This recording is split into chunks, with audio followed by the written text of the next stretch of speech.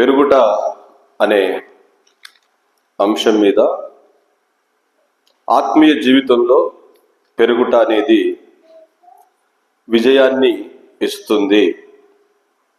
రెండవదిగా పెరుగుట అనేది ఆత్మీయ జీవితంలో సంతోషాన్ని ఇస్తుంది. ఆత్మీయ జీవితంలో పెరుగుట అనేది జ్ఞానాన్ని ఇస్తుంది. నాలుగవదిగా ఆత్మీయ జీవితంలో పెరుగుట అనేది అభివృద్ధిని ఇస్తుంది. 4 విషయాలు మీ ముందుంచాను. ఈ దినం కూడా మరికొన్నిటిని బైబిల్ గ్రంథంలో నుండి సంక్షిప్తంగా సావధానంగా అధ్యయనం చేద్దాం. మత్తయి సువార్త 13వ అధ్యాయము 26వ వచనం.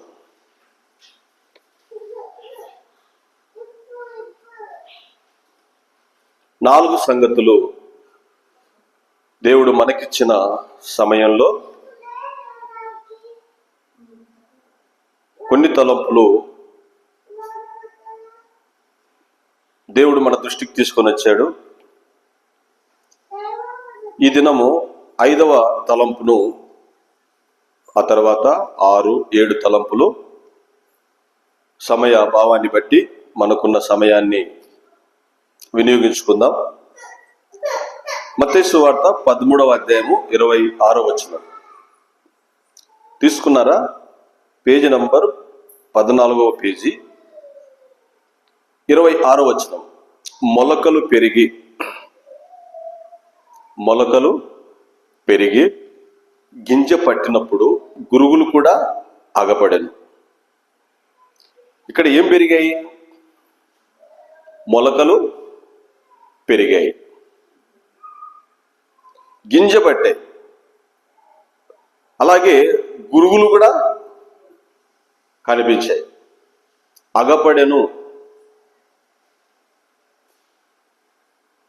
ఆత్మీయ జీవితంలో పెరుగుట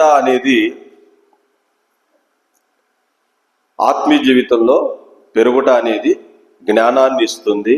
ఆత్మీయ జీవితంలో పెరుగుట అనేది సంతోషాన్ని ఇస్తుంది. ఆత్మీయ జీవితంలో పెరుగుట అనేది విజయాన్ని ఇస్తుంది.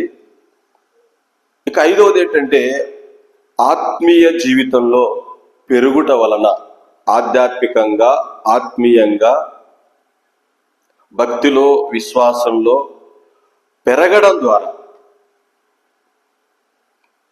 ద్వారా దేన్ని మనం కనిపెట్టగలం? గురుగులను కనిపెట్టగలం. గోధుమలు, గురుగులు అచ్చం ఒకేలా ఉంటాయి.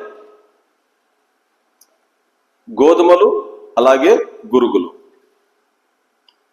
గోధుమలు తినడానికి పనికొస్తాయి, గురుగులు తినడానికి పనికిరావు. గోధుమలు ఆహారంగా ఉపయోగపడతాయి, గురుగులు ఆహారంగా ఉపయోగపడవు. సంఘాలలో ఈనాడు కొంతమంది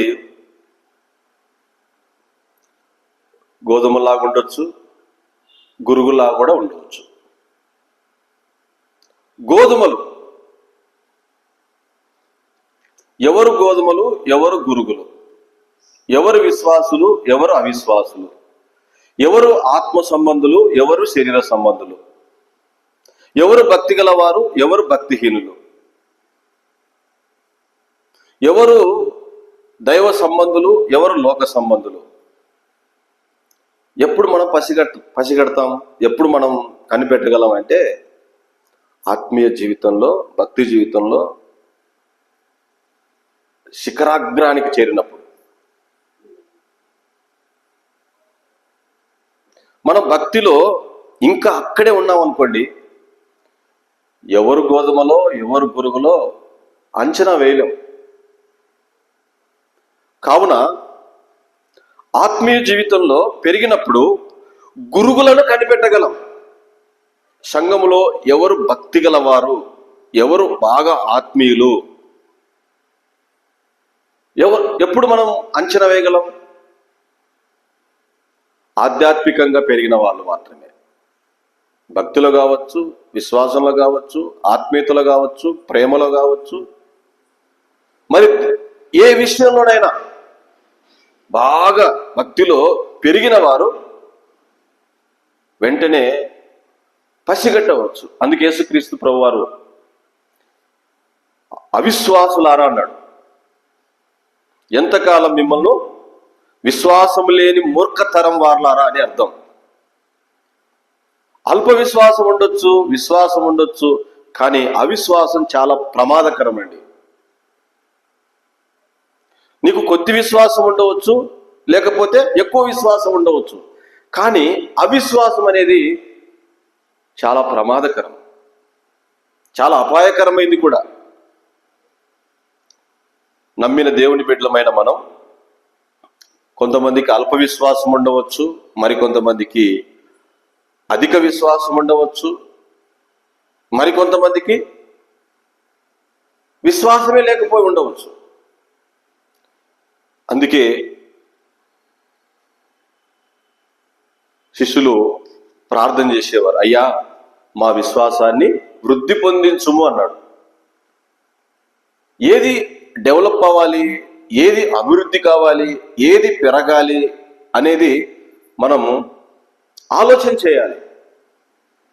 అన్ని పెరుగుతూ ఉన్నాయి, కానీ విశ్వాసంలో పెరగడం లేదు. మొలకలు పెరిగి నువ్వు నేను మనమందరం మొలకలమే ఒకప్పుడు, కానీ ఇప్పుడు ఏమయ్యాం? మాళ్ళయ్యాం. అందుకే భక్తులు ఒక పాట పాడారు, మొక్కగా ఉన్న నీవు చెట్టయ్యావు, తీగలు వేసి బహుగా ఫలించావు, తీపి ద్రాక్షాలు కాయాలని ఎదురు చూశా, చేదు ద్రాక్షాలనే మీరు కాస్తున్నారా. కాబట్టి మొక్కగా ఉన్న మనము ఏమయ్యాం? చెట్టయ్యాం. ఇదే పెరగడం అంటే, ఇదే ఎదగడం అంటే. బాగా పెరిగిన చెట్టు 10 మందికి నీడనిస్తుంది.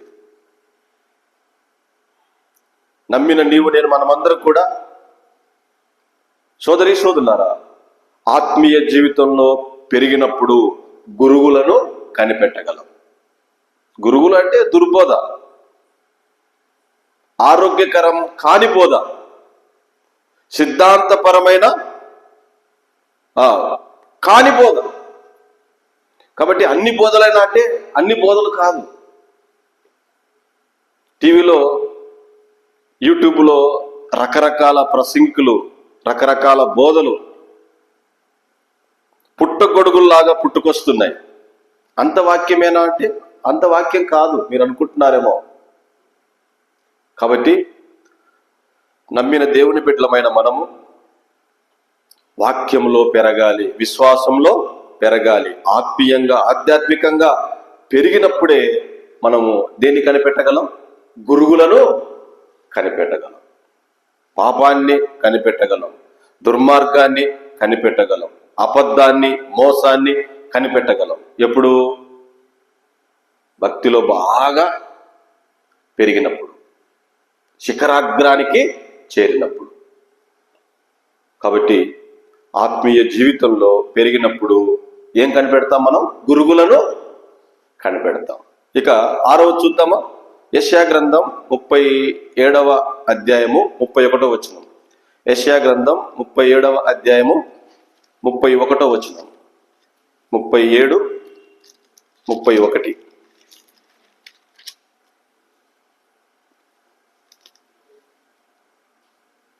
యూదా వంశములో తప్పించుకొనిన శేషము, యూదా వంశంలో తప్పించుకొనిన శేషము ఇంకను క్రిందికి వేరు తన్ని మీదికి ఎదిగి ఫలించును.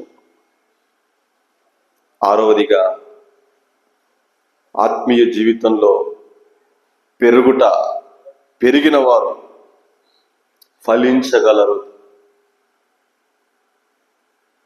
నమ్మిన దేవుని బిడ్డలు గొడ్డుబోతుతనంగా ఉండకూడదు, ఫలించాలి. ఫలభరితంగా మన బతుకులు ఉండాలి. ఫలించుట అంటే ఫలాలు పండుట, ఫలాలు కాయుట. యేసుక్రీస్తు ప్రభువారు ఒక చెట్టు దగ్గరికి వచ్చి చూస్తే ఆకులు తప్ప కనీసం పూతైనా ఉంటుందా అంటే పూత లేదు, పిందె లేదు. పూత లేకుంటే పిందె ఎక్కడి నుంచి వస్తా చెప్పండి? చెట్టు దగ్గరికి వచ్చి చెట్టు చూసే పచ్చగంది, గ్రీన్ గంది, అసలు లోపమే లేదు. అసలు ఒకసారి మనల్ని కూడా చూసినప్పుడు కూడా ఎట్లుంటుంది అంటే మన బతుకులు కూడా ఏ లోపం లేనట్టుగా ఉంటాం. అసలు ఏ మలినం కానీ, మచ్చ కానీ, కలంకం కానీ, మస్ట్ కానీ ఏం లేకుండానే ఉంటాం. మనం పైకి బాగా పచ్చగానే ఉంటాం. తినే తిండి విషయంలో కానీ, కట్టుకునే బట్ట విషయంలో కానీ, ఉండే ఇంటి విషయంలో కానీ, ఏదైనా ఖర్చు పెట్టుకోవాలన్నా ఖర్చు విషయంలో కానీ అన్నిట్లో బాగానే ఉంటాం. దీన్నే ఆకులు, పచ్చగా ఆకులు కలిగి ఉండడం అంటారు. దీన్నే ఒక్కరి గుడక, ఒక్క రూపాయి గుడక సహాయం చేయం. దీన్నే గొడ్డుబోతుతనం అంటారు. ఒక్కరి గుడక చేయి చాపం, ఒక్కరి గుడక ధారాల బుద్ధి కలిగి ఒక్కరి గుడక సహాయం చేయం. ఫలించినట్ట లెక్క. ఊరికి చెట్టులాగా పెరిగినాం, కానీ లాభం ఏంటి? అందుకే యేసు ప్రభువు ఏమన్నాడంటే, ఇక ఎన్నటికి గుడక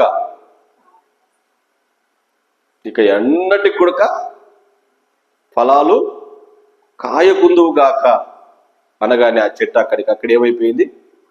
ఎండిపోయింది.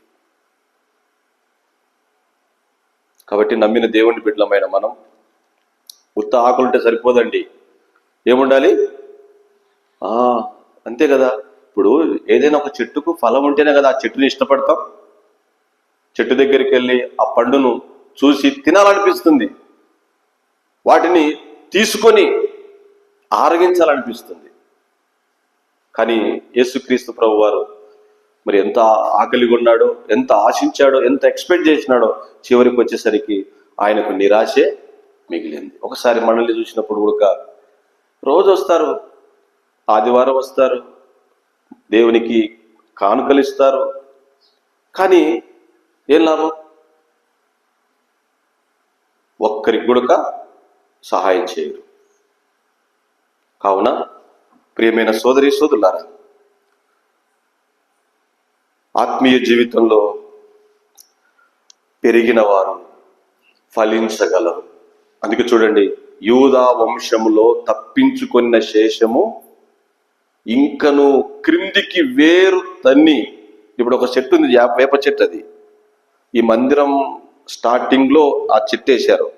ఆ చెట్టు ఈ మందిరం స్టార్టింగ్ లో ఆ వేప చెట్టు నాటారు. చాలా లావు అయింది. చూడొచ్చారా మీరు? ఇట్లా పట్టుకోలేము దాన్ని, చెట్టును. ఇక గాలి వాన వచ్చినా కూడా అది ఇరిగిపోదు, పడిపోదు, కూలిపోదు. విశ్వాసి కూడా అట్లా ఉండాలి. క్రిందికి వేరు తన్నిన చెట్టే అది ఎదుగుతుంది అండి, అది ఎదుగుతుంది. అందుకే క్రిందికి వేరు తన్ని మీదికి ఎదిగి ఫలించును. మీదికి అంటే చూడండి, ఇంకా కొన్నాళ్ళుంటే ఆ చెట్టు కొమ్మలు ఈ మందిరం మీదకి కూడా వచ్చినా కూడా ఆశ్చర్యపోవాల్సిన అవసరం లేదు. అంతే కదా. అక్కడున్న వేప చెట్టు ఈ మందిరం పై కూడా వచ్చినా మనం ఆశ్చర్యపోనక్కర్లేదు. సంఘంలో నీవు నేను మనం అందరం కూడా అలా ఉండాలి. దేవుడు మనము ఎదిగినప్పుడే, మనం పెరిగినప్పుడే ఫలిస్తాం. అందుకే యోహాను సువార్తలో మీరు ఫలించుట వలన, మీరు బహుగా ఫలించుట వలన కదా నా తండ్రి మహిమ పరచబడును. మనం ఎంత ఎదిగి ఫలిస్తామో దేవునికి రెట్టింపు ఆనందం. అందుకే 99 గొర్రెలను వదిలిపెట్టి తప్పిపోయిన ఒక గొర్రె కోసం ఎందుకు వెళ్ళాడంటే 99 మందికి అసలు మారు మనిషి అక్కర్లేదు వాళ్ళకు. అంటే మారు మనిషి అంటే మారడం ఇష్టమే లేని వాళ్ళంతా ఊరికే మందిరానికి రావడం, పోవడం, పాటలు పాడడం, వాక్యం వినడం, ప్రార్థన చేయడం, ఏదో ఒక యంత్రంలాగా, ఒక మిషన్ లాగా రావడం పోవడం, తపాలలాగా అన్నమాట. ఏం లాభం లేదు. అందుకే కాపరి ఏం చేశాడు? 99 గొర్రెలను వదిలిపెట్టి ఒక గొర్రె కోసం ఎందుకు వెళ్ళాడో తెలుసా? చెప్పండి. ఆ గొర్రె తప్పిపోయిన విశ్వాసికి గుర్తు అన్నమాట. అంటే మారు మనసు అవసరం లేనోళ్ళు, సంవత్సరాల తరబడి వాక్యం వింటున్న ఇసుమంత కాసింత మార్పు కూడా లేనోళ్ళు ఎంతమంది ఉంటే లాభం చెప్పండి? నేను మారు మనసు పొందుతా, నేను మారాలి, నేను మారిపోవాలనుకున్నవాడు ఒక్కడున్న చాలు, సంఘంలో ఒక్కడున్న చాలు, ఒక వ్యక్తి ఉన్న చాలు. 99 మందిని విడిచిపెట్టడం నీకు ఎట్లా మనసు ఒప్పింది అని మనం అంటాం కదా. పోతే పోయింది ఒక్కడు అంటాం, ఒక గొర్రె పోతే పోయింది అనుకుంటాం. నిజంగా నువ్వు కాపరివి అయితే దేన్ని పోగొట్టుకో. జీతగాడే, జీతానికి పనిచేసేటోడు జీతగాడే కదా. కానీ సేవకుడు కాపరి కాబట్టి దేన్ని పోగొట్టుకోవడం ఇష్టం ఉండదు. కాబట్టి సోదరులారా, యెషయా గ్రంథం 37:31 పెరిగిన వారే ఫలిస్తారండి. అందరూ ఫలించరు, పెరిగిన వారే ఫలిస్తారు. బాగా క్రిందికి వేరు చూసారా? చెట్టు వేరు ఎంత కిందికి పారుకుంటుందో, వేరు తన్నుతుందో, ఆ చెట్టు మాత్రమే ఎదుగుతుంది, తర్వాత ఫలిస్తుంది. ఒక మాట చెప్తాను. ఈ రోజున నిన్ను చూసి తల దించుకున్నోళ్ళు నువ్వు ఎట్లా ఎదగాలంటే ఇట్లా తల ఎత్తుకొని చూసేలా ఎదగాల. అది మార్పు అంటే. అర్థమవుతుందని చెప్పేది. ఈ రోజున నిన్ను చూసి ఇట్లా తల దించుకొని పోతున్నారు, దాన్ని అవమానంగా ఫీల్ కావద్దు, దాన్ని హీనంగా మీరు అస్సలు ఊహించుకోవద్దు. ఎవరైతే తల దించుకొని నీ ముందు తల దించుకొని వెళ్తున్నారో అదే వ్యక్తి తల ఎత్తి చూసేలా నువ్వు ఎదగాలి. అదేనండి ఎదగడం అంటే, ఫలించడం అంటే అదే. నన్ను చూసి ఇట్లా ముఖం తిప్పుకుంటుంది, నన్ను చూసి ఇట్లా తలకాయ కింది దించుకుంటుంది, తలకాయ దించుకుంటాడు, నాతో మాట్లాడాడు, తలకాయ అట్లా తిట్టుకొని పోతాడు అంటే బాధపడవద్దు. ఏ వ్యక్తి అయితే తల తిప్పుకొని తల దించుకొని నిన్ను చూసి వెళ్తాడో అదే వ్యక్తి తల ఎత్తుకొని చూసేలా నువ్వు ఎదగాలి. దాన్ని ఫలించుతా అంటారు. యేసుక్రీస్తు ప్రభువారు సిలువలో చనిపోయిన తర్వాత తెలిసింది ప్రపంచానికి అంతా. చనిపోయేంత వరకు ఆయన గురించి ఎవరికి తెలియదు. చనిపోయిన తర్వాత తెలిసింది ఈయన మహానుభావుడు, ఈయన దేవుని కుమారుడు, దేవుడు అని ప్రపంచమంతా ఆయన వైపు చూసేలా ఆయన ఎదిగాడు, ఫలించాడు. అలా మన జీవితాలను రూపుదిద్దించుకుందాం. అలా మన జీవితాలను కదా తయారు చేసుకుందాం. కాబట్టి సోదరులారా, గతం ఎలాగూ, గడిచిన దినాలు ఎలాగూ గతించిపోయాయి. భవిష్యత్తు ఎలా ఉంటుందో మనకు తెలియదు. అంటే రాబోయేటువంటి దినాలు ఎలా ఉంటాయో నాకు కానీ నీకు కానీ మరెవరికి తెలియదు. భవిష్యత్తును మనం మార్చలేము. గడిచిన దినాలు మళ్ళీ వాటిని మరమ్మత్తు చేయలేము. అబ్బాయి ఇట్లయిపోయిందే, బాగుండింటే బాగుండే, ఇంకా వాటిని ఏం చేయలేము మనం.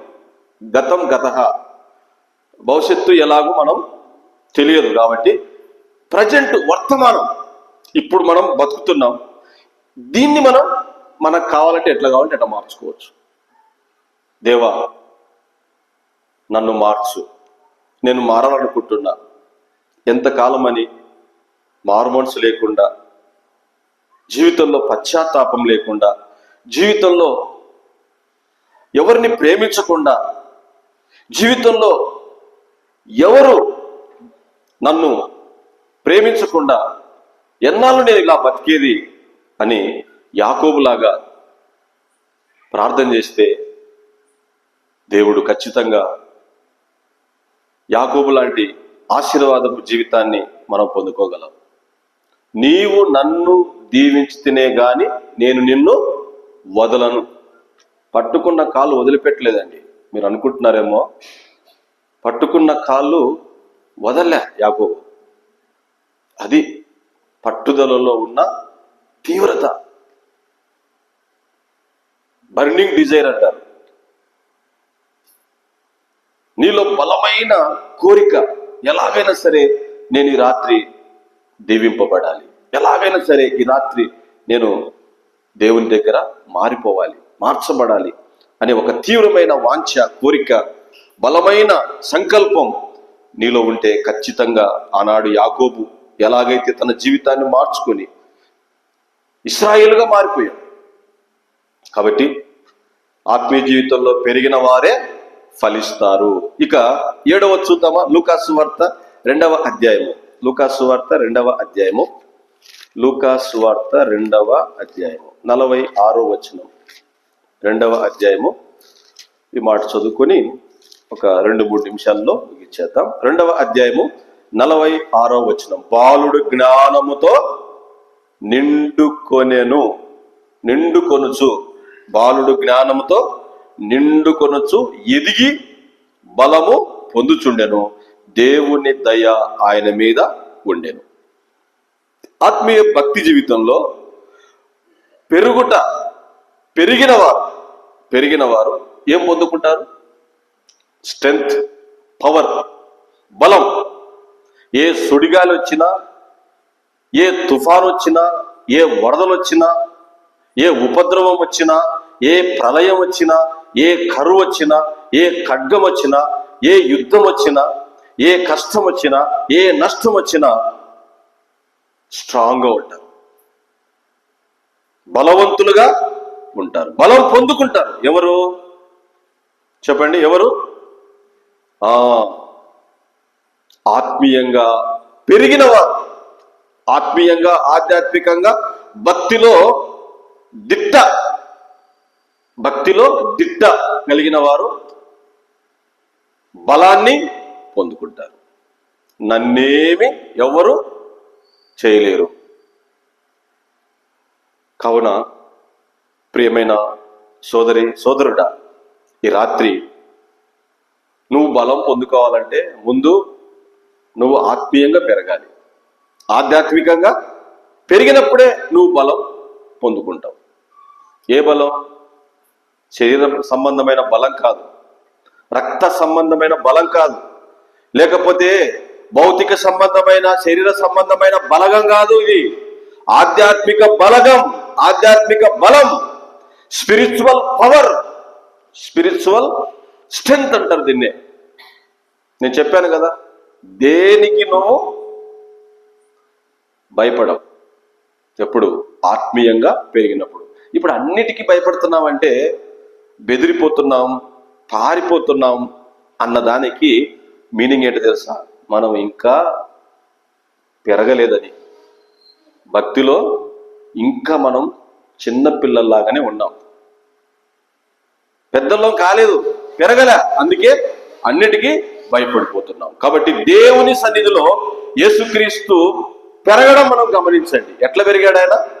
లేత మొక్క వలె, ఎండిన భూమిలో మొలిచిన మొక్క వలె అతడు ఆయన ఎదుట పెరిగెను. యెషయా 53:2. కాబట్టి ఆధ్యాత్మిక జీవితంలో క్రమంగా దేవుని ఎదుట పెరగడం వలన, క్రమంగా దేవుని ఎదుట పెరగడం వలన మనకేంటి లాభం అంటే క్రీస్తు సారూప్యంలోకి మారిపోతాం.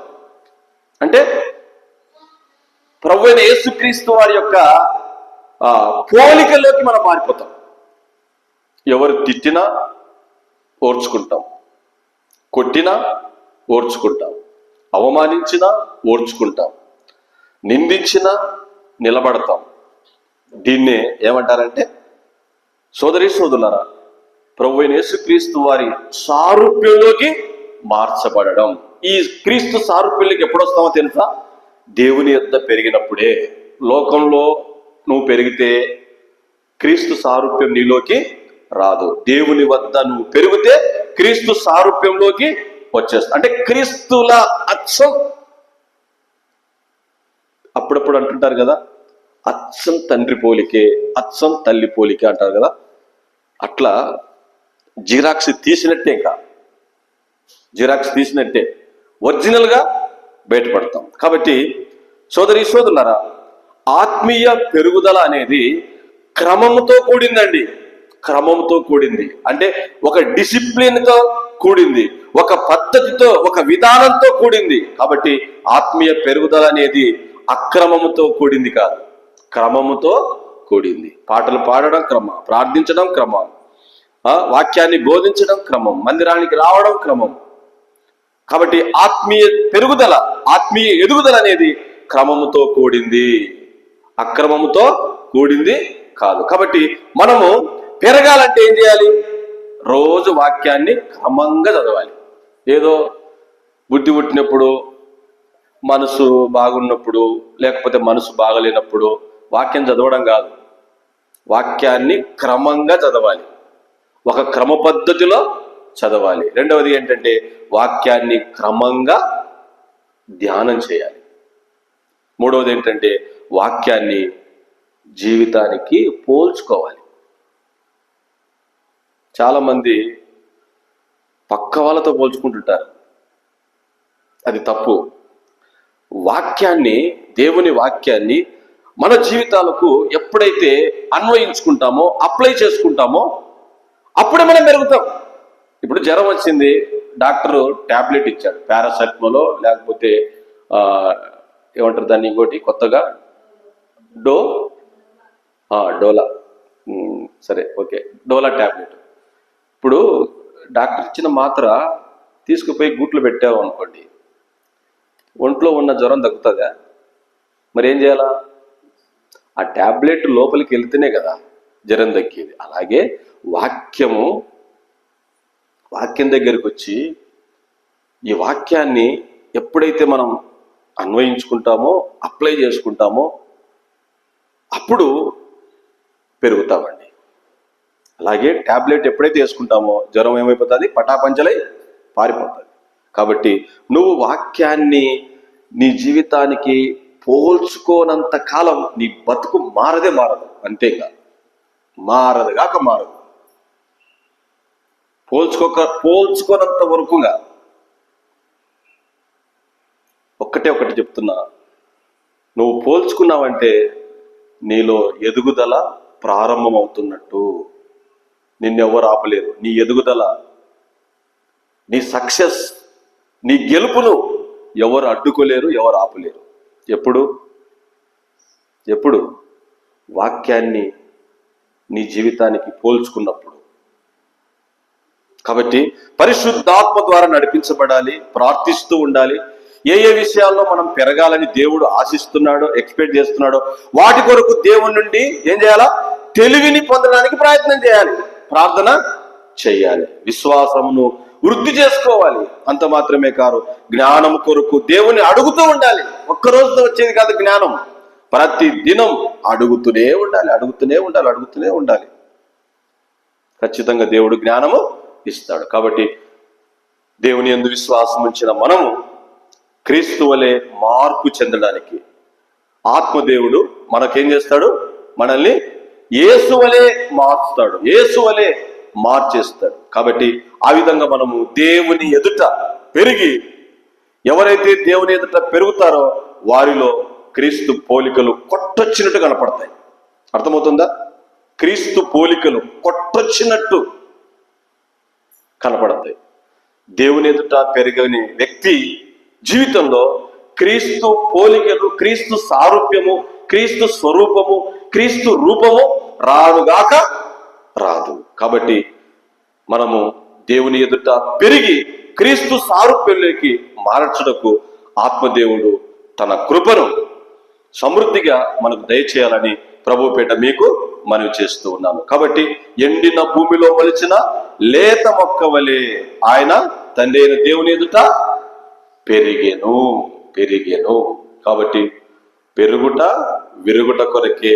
కాబట్టి మన ప్రభువైన యేసుక్రీస్తు శిలువలో ఆయన విరిగిపోయాడు, నలిగిపోయాడు, తన రక్తాన్ని కార్చి మానవులందరి కోసం తన ప్రాణాన్ని శిలువలో అర్పించి చనిపోయి సమాధి చేయబడి తిరిగి చావును సమాధిని గెలిచి మృత్యుంజయుడుగా, ఓ మరణమా నీ ముల్లెక్కడా, ఓ మరణమా నీ విజయం ఎక్కడా అని మరణం అంటేనే మరణానికే, మరణ భయం పుట్టించేలా ఆయన శిలువలో మరణించి మానవునికి మరణం అనేది లేకుండా చేశాడు. క్రీస్తు నందు ఉన్న వారికి ఏ శిక్ష లేదు. శిక్ష ఏంటి? అసలు మరణమే లేదు. అంతటి గొప్ప ప్రమాదాన్ని నుండి దేవుడు తప్పించినందుకు దేవునికి మనం ఎంతో కృతజ్ఞులము అని గ్రహించి ముందుకు సాగాలని ప్రభు పేట మీకు మనవి చేస్తూ ఉన్నాను. దేవుడు తన మాటలు మన కొరకై దీవించును గాక.